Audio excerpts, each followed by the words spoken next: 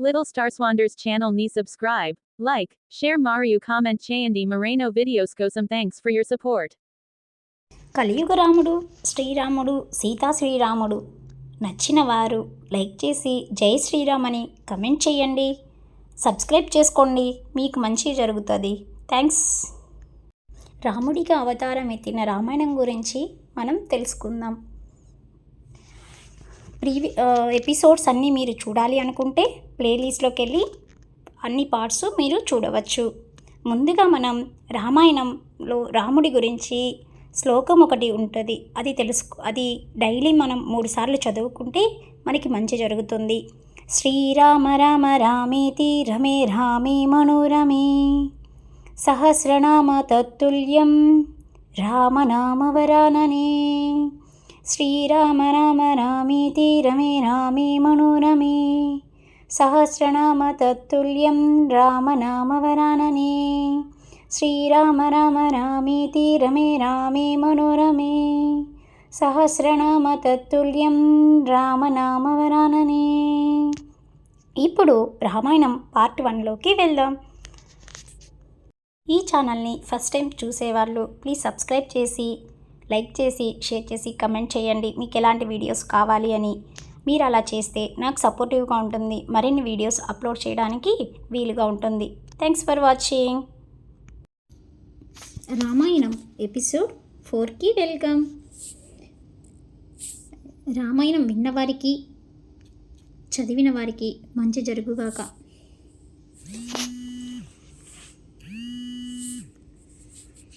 Ramayanam episode 4. శ్రీరాముడి కథ విన్నా తల్లిదండ్రులతో ఎలా ఉండాలి, పిల్లలతో ఎలా ఉండాలి, పెద్దవాళ్ళతో ఎలా ఉండాలి, ప్రజల్ని ఎలా పాలించాలి అనేది మంచిగా తెలుసుకోవచ్చండి. ఓకే, రామాయణం 4లోకి వెళ్దాం. కాలం గడిచాక ఒకనాడు దశరథ మహారాజు ఋష్యశృంగుడి దగ్గరికి వచ్చి ఇలా అన్నాడు. అయ్యా, నేను సంతానహీనుడిని. నాకు చాలా దిగులుగా ఉంది. నాకు సంతానం కలగకుండా ఏ పాపము ప్రతిబంధకంగా నిలబడుతుందో ఆ పాపాన్ని పరిహరించుకోవడానికి వేదము చేత నిర్ణయింపబడిన అశ్వమేధ యాగాన్ని మీరు నాతో చేయించాలి అని కాళ్ళు పట్టి ప్రార్థించాడు. అప్పుడు ఋష్యశృంగుడు ఇలా అన్నాడు. యాగం చేయాలనే ధార్మికమైన బుద్ధి నీకు ఎప్పుడైతే కలిగిందో ఆనాడే నీకు మంచి జరగడం మొదలైంది. కావున నీకు సురులు లోకము చేత కీర్తింపబడే 4 కుమారులు కలుగుతారని ఆశీర్వదించాడు కృషికుడు. చైత్రమాసంలో చిత్ర నక్షత్రంతో వచ్చే పౌర్ణమి నాడు యాగాశ్వాన్ని తీసుకొచ్చి ఒక స్తంభానికి కట్టి దానికి పోక్షణ సప్పన విమోచన చేశారు. ఇంకా కొన్ని ఇతరమైన శత్రువులు చేశాక ఆ యాగస్వాన్ని విడిచిపెట్టారు. అది అలా ఒక 12 నెలలు తిరుగుతుంది. దాని వెనకాల మహాసురులైన వాళ్ళు వెళతారు. ఆ అశ్వం తిరిగొచ్చేలోపు అంటే పాల్గొన మాసంలో వచ్చే అమావాస్యకి రాజు యాగశాల ప్రవేశం చేయాలి. కాబట్టి దశరథ మహారాజు ఋష్యశృంగుడిని వశిష్ఠుడిని పిలిచి యాగం ప్రారంభించాల్సిందిగా కోరాడు. ఆ యాగానికి ఇతర దేశాల నుండి రాజులను, ప్రజలను, జానపదులను, వేద బ్రాహ్మణులను, విద్యావంశులను ఆహ్వానించాడు. వచ్చిన వాళ్ళందరికీ భోజనాలు పెట్టారు. పల్లెటూరు నుంచి వచ్చిన వాళ్ళని అశ్రద్ధగా చూడకండి, భోజనం పెట్టేటప్పుడు అందరికీ శ్రద్ధగా వడ్డించండి అని వశిష్ఠుడు చెప్పాడు. సర్వవర్ణ యదా పూజం ప్రపుణ్వంతి సుస్కృతా నచ అవజ్ఞా ప్రయుక్తవయా కామక్రోధ వశిస్తాతహపి. 10 మంది భోజనం చేసేటప్పుడు కొంతమంది కామక్రోధాలైన అనరాని మాటలు మాట్లాడితే మీరు నవ్వి వచ్చేయండి, పట్టించుకోమాకండి. భోజనం చేయడానికి పంక్తిలో కూర్చున్నవాడు అతిథి రూపంలో ఉన్న సాక్షాత్తు భగవంతుడు. కాబట్టి మర్యాదలకి ఎటువంటి లోటు రాకూడదు అని వశిష్ఠుడు ఆజ్ఞాపించాడు. అలాగే జనక మహారాజు, కాశీరాజు, రోమపాదరాజు, కైకేయరాజుని పిలవడానికి ఎవరినో కాకుండా స్వయంగా మంత్రుల్ని వెళ్ళమని చెప్పి అందరికీ విడిది ఏర్పాటు చెయ్యండి అని ఆదేశించాడు. అలా వచ్చిన వాళ్ళందరికీ భోజనాలు పెడుతున్నారు. వృధా చ వాదిహం చ యవ స్త్రీ బాల తద యవాచ అనీసం భుంజమాననం నా తృప్తి ఉపలభతే. అక్కడికి వచ్చిన వాళ్ళల్లో వృద్ధులు, వ్యాధిగ్రస్తులు, స్త్రీలు, చిన్ని చిన్ని పిల్లలు ఉన్నారు. భోజనం చేస్తున్నప్పుడు వాళ్ళంతా ఆహా, భోజనాలు ఏమి రుచిగా ఉన్నాయి అని అంటున్నారు. ఇంత రుచికరమైన భోజనాలు మళ్ళీ ఎప్పుడు తింటామో అని అనుకుంటున్నారు. దశరథ మహారాజు వాళ్ళందరినీ చూసి ఇంకా తినండి, ఇంకా తినండి అంటున్నాడు. వచ్చిన వాళ్ళందరికీ ధనము, వస్త్రములు దానం చేశాడు దశరథుడు. వచ్చిన వాళ్ళందరూ ఆహా, ఎంత చక్కని భోజనం పెట్టావు రాజా, ఎంత గొప్ప వస్త్రములు ఇచ్చావయ్యా, నీ కోరిక తీరి నీకు సుపుత్రులు కలిగి నీ వంశము అచంద్ర తారకంగా వర్ధిల్లుతుందని ఆశీర్వదించి వెళ్ళారు. ఆ యాగశాలని చాలా అద్భుతంగా నిర్మించారు. ఆ యాగశాలలో 21 యూప స్తంభాలని పాతారు. మారేడు కర్రలతో చేసినవి 6, మోదుగు కర్రలతో చేసినవి 6, చండ్ర కర్రలతో చేసినవి 6, దేవదారు కర్రలతో చేసినవి 2 మరియు శ్లేషాత్మక కర్రతో చేసినది 1 ఉంటుంది. దశరథుడు శుక్ల యజుర్వేదానికి చెందినవాడు కనుక దానికి అనుగుణంగా ఆ యాగశాలని నిర్మించారు. ఎంతో శాస్త్రయుక్తంగా ఆ యాగం జరుగుతుంది. చివర్లో ఆ యాగాశ్వాన్ని తీసుకొచ్చి ఆ యూప స్తంభానికి కట్టారు. పట్టమహర్షి అయిన కౌసల్య 3 కత్తులతో ఆ యుగస్వాన్ని వధించింది. ఆ రోజు రాత్రి ఓ శాలలో కౌసల్య ఆ గుర్రం పక్కన పడుకొని ఉండాలి. మరుసటి రోజు ఆ యాగం చేయించిన ఋతుకులకి రాజు 4 భార్యలని దానం చేయాల్సి ఉంటుంది. మొదట పట్టమనిషిని, ఉపేక్షిత భార్యని, ఉంపిడిగత్తిని, చివరిగా పాలకలిని దానం చేస్తాడు. ఆ ఋత్వికులు ఆ 4 భార్యలని తిరిగి రాజుకి ఇచ్చేస్తారు. అప్పుడు ఆ రాజు తన భార్యలను తీసుకొని ఆ ఋత్వికులకి ద్రవ్యాన్ని అంటే దానం ఇస్తాడు. ఇప్పుడు ఆ గుర్రం శరీరంలో నుంచి వప అంటే జంతువుల కడుపులో బొడ్డు కింద ఉండే ఉల్లిపొర వంటి కొవ్వుని తీసి ఆ అగ్నిలో వేశారు. ఆ వప అగ్నిలో కాలుతున్నప్పుడు వచ్చే ధూమాన్ని రాజు పీల్చాలి. దీనిని అశ్వమేధ యాగం అంటారు. అలా పిలిస్తే తనకి సంతానం కలగకుండా ఏ పాపం అడ్డుపడుతుందో ఆ పాపం పోతుంది. చివరిగా ఆ గుర్రం శరీరంలోని మిగతా భాగాలని ఆ హోమంలో హవిష్యుగా సమర్పిస్తారు. దశరథ మహారాజు తన రాజ్యాన్ని అశ్వమేధ యాగం చేయించిన ఋత్వికులకి దానం చేశాడు. అప్పుడు వాళ్ళు మేము ఈ భూభారాన్ని వహించలేము, నువ్వు రాజువి, నువ్వే పరిపాలించాలి అని ఆ రాజ్యాన్ని తిరిగి రాజుకి ఇచ్చేస్తారు. దక్షిణ లేని యాగం జరగకూడదు కనుక దశరథ మహారాజు ఆ ఋత్వికులకి 10 లక్షల గోవుల్ని, 100 కోట్ల బంగార నాణ్యాలని, 400 కోట్ల వెండి నాణ్యాలని దానం చేశాడు. అక్కడికి వచ్చిన మిగతా బ్రాహ్మణులందరికీ 1 కోటి బంగారు నాణ్యాలని దానం చేశాడు.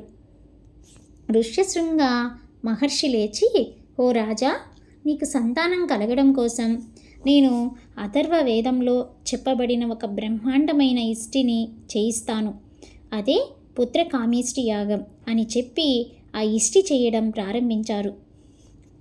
తతోదేవ స గంధర్వ సిద్ధ పరమఋష్య భాగప్రతిష్ఠార్థం వై సమావేత యథావిధి.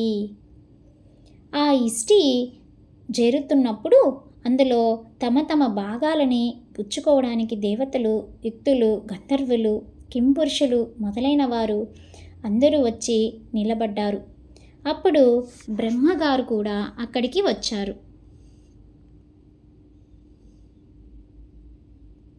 అందరూ ఆయన దగ్గరికి వెళ్ళి, పితామహ, మీరు ఆ రావణుని తపస్సుకి మెచ్చి ఆయనకు అనేక వరములు ఇచ్చారు.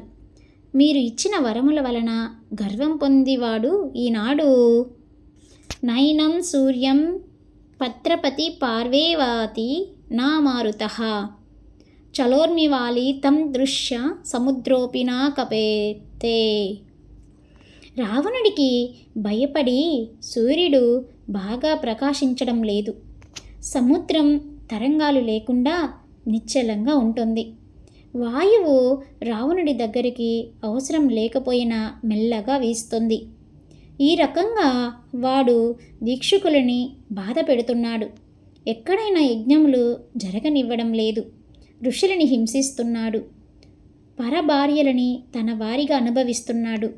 ఇన్ని బాధలు పడుతున్నా మాకు వాడిని సంహరించే మార్గం చెప్పవలసింది అని ఆ దేవతలు బ్రహ్మదేవుడిని కోరారు. అప్పుడు బ్రహ్మగారు, నేను వాడి అకృత్యాలు వింటున్నాను. వాడి తపస్సుతో నన్ను మెప్పించి రాక్షసుల చేత, దేవతల చేత, యక్షుల చేత, గంధర్వ కిన్నెర కింపురుషుల చేత మరణం లేకుండా వరం కోరుకున్నాడు. కానీ వాడికి మనుషుల మీద ఉన్న చులకన భావం చేత మనుష్య వానరాలని అడగలేదు అని అన్నారు. అక్కడున్న అందరూ ఒక మార్గం తెలిసిందని సంతోషపడ్డారు. ఒకరు పిలిచారా లేదా అని చూడకుండా అంతా నిండిపోయిన పరమాత్మ, ఎంతో దయామూర్తి అయిన శ్రీ మహావిష్ణువు ఆ సభ మధ్యలో తనంతట తానుగా వచ్చారు. ఎతస్మిన్ అంతరే విష్ణు ఉపయాత్ మహాద్యుతి శజ్ఞచక్ర కదా పాణితః పీతావాస జగత్రప్తి. ఒక్కసారి నల్లని మేఘం వస్తే ఎలా ఉంటుందో, అందమైన రూపంతో మెడలో వైజయంతి మాలతో శంఖచక్ర గద పద్మాలని పట్టుకొని శ్రీ మహావిష్ణువు ఒక ప్రతిష్ఠ చేశారు. హత్తకూరం దూరాదర్శం దేవ ఋషీణం భయావహం దశవర్ష సహస్రాని దశవర్ష శతాని చ వస్యామి మానుషే లోకే పాలయన్ పృథ్వీం నివాం ఏవం దత్వా వరం దేవో దేవానాం విష్ణు ఆత్మవాన్. మీరెవరూ కంగారు పడద్దు. రావణుడు చేసే అక్షంతుల్ని నాకు తెలుసు. వాడిని సంహరించడానికి నేను మనుషుడిగా జన్మించాలని నిర్ణయం తీసుకున్నాను. నన్ను నమ్ముకున్న దేవతలని, ఋషులని క్రూరంగా బాధ పెడుతున్నాడు. అందుకని వాడిని సంహరించి ఈ భూమండలం మీద 11,000 సంవత్సరాలు ఉండి ఈ పృథ్వీ మండలాన్ని పరిపాలన చేస్తాను అని భగవానుడు అన్నాడు. తతః పద్మపలాక్ష కృత్వా ఆత్మాదం చతుర్విధం పితరం రోచాయమాస తదా దశరథం రూపం. నేనే నలుగురిగా ఈ దశరథ మహారాజుకి పుడతాను అని ప్రతిజ్ఞ చేశారు. అక్కడ ఋషశృంగుడు చేయిస్తున్న పుత్రకామేష్టి యాగం పూర్తవబోతోంది. ఇంతలో ఆ యోగాగ్నిలో నుంచి ఒక దివ్య పురుషుడు నల్లని ఎర్రని వస్త్రములు ధరించి చేతిలో వెండి మూత కలిగిన ఒక బంగారు పాయస పాత్ర పట్టుకొని సింహంలా నడుస్తూ బయటికి వచ్చి దశరథ మహారాజుని పిలిచాడు. దశరథుడు ఆయనకి నమస్కరించి, నేను మీకు ఏమి చేయగలను అన్నాడు. అప్పుడు ఆ పురుషుడు ఇలా అన్నాడు, నాయనా దశరథ, నన్ను ప్రజాపత్య పురుషుడు అంటారు. నన్ను ప్రజాపతి పంపించారు. ఈ పాత్రలోని పాయసాన్ని దేవతలు నిర్మించారు. ఈ పాయసాన్ని నీ భార్యలు స్వీకరిస్తే నీకు సంతానం కలుగుతుంది. ఈ పాయసాన్ని స్వీకరించడం వల్ల నీ రాజ్యంలోని వాళ్ళు ధనధాన్యాలతో తూలతూగుతారు, ఆరోగ్యంతో ఉంటారు అని చెప్పి వెళ్ళిపోయాడు. వెంటనే దశరథుడు ఆ పాయసాన్ని తన 3 పత్నులకి ఇద్దామని అంతఃపురానికి వెళ్ళాడు. ముగ్గురిని పిలిచి ఆ పాయసంలో సగభాగం కౌశల్యకిచ్చాడు. మిగిలిన సగంలోని సగభాగాన్ని సుమిత్రకిచ్చాడు. ఆ మిగిలిన భాగాన్ని సగం సగం చేసి ఒక భాగాన్ని కైకేయికి, మరొక భాగాన్ని సుమిత్రకి ఇచ్చాడు. యాగం పూర్తయ్యాక అక్కడికి వచ్చిన రాజులందరికీ బహుమానాలిచ్చి సత్కారాలు చేసి పంపించారు. ఋష్యశృంగుడికి సాష్టాంగ నమస్కారం చేసి ఆయనని సత్కరించి శాంత ఋష్యశృంగులను అన్ని మర్యాదలు చేసి సాగనంపారు. ఆ యాగానికి వచ్చిన వాళ్ళందరినీ తగిన విధంగా సత్కరించారు దశరథ మహారాజు. కొంతకాలానికి దశరథ మహారాజులోని తేజస్సు ఆయన భార్యలోకి ప్రవేశించి వాళ్ళు గర్భవతులయ్యారు. రామాయణం 4కి సమాప్తం. కుమారులు దశరథ మహారాజు, రామ లక్ష్మణ భరత శత్రుఘ్నులు నెక్స్ట్ ఎపిసోడ్లో పుడతారేమో చూద్దాం. ఇలాంటి మరిన్ని ఎపిసోడ్స్ కోసం మా ఛానల్ని సబ్స్క్రైబ్ చేసుకొని లైక్ చేసి, మీకు నచ్చితే కమెంట్ చేసి ఓం జై శ్రీరామ్ జై హనుమాన్ అని మీరు కమెంట్ చేసి నన్ను సపోర్ట్ చేయండి. Thanks for watching. Please subscribe my channel. పక్కనే ఉన్న బెల్ ఐకాన్ని మీరు క్లిక్ చేసుకుంటే న్యూ వీడియోస్ మీకు నోటిఫికేషన్స్గా వస్తాయి, మీకు అవైలబిలిటీలో ఉంటాయి, మీరు వినవచ్చు రిమైనింగ్ రామాయణాన్ని. అంతేకాకుండా మా ఛానల్లో చిన్నపిల్లలకి bed time stories, moral stories ఉంటాయి. అదేవిధంగా పెద్దవాళ్ళకి మంచి నవలలు, ఫన్నీ జోక్స్ కూడా ఉంటాయి. ఇలాంటి దేవుడి గురించే కాకుండా అన్నీ మా ఛానల్లో మీరు చూడవచ్చు. Thanks for watching. Please subscribe my channel. Little Star Swanders channel ni subscribe, like, share Mario comment Chayandi Moreno videos. Go some thanks for your support.